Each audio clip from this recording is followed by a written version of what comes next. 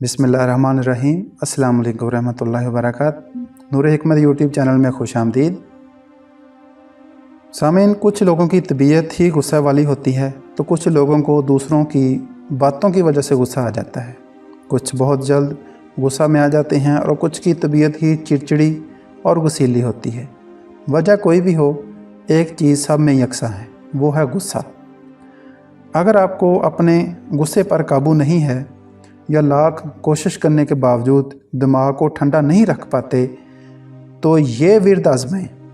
इंशाअल्लाहुल अज़ीज़ अल्लाह के हुक्म से आप दुआएं देंगे। वजीफ़ा नोट कर लें। हर नमाज के बाद सूरह आले इमरान की आयत नंबर 134 134। हर नमाज के बाद सूरह आले इमरान की आयत नंबर 134 10 बार पढ़कर खुद पर दम कर लिया करें।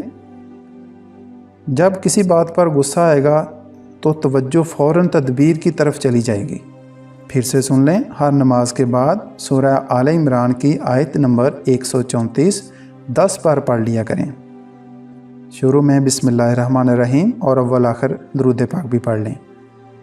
जब भी किसी बात पर आपको गुस्सा आएगा तो तवज्जो फ़ौरन उसके हल की तरफ चली जाएगी। गुस्से में बोलने के लिए ज़ुबान हरकत ही नहीं करेगी।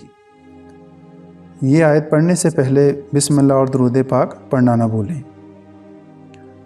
सामीन, हमारी वीडियोस अच्छी लगें तो चैनल को सब्सक्राइब करना मत भूलिएगा। हमारी वीडियोस को लाइक और शेयर ज़रूर करें।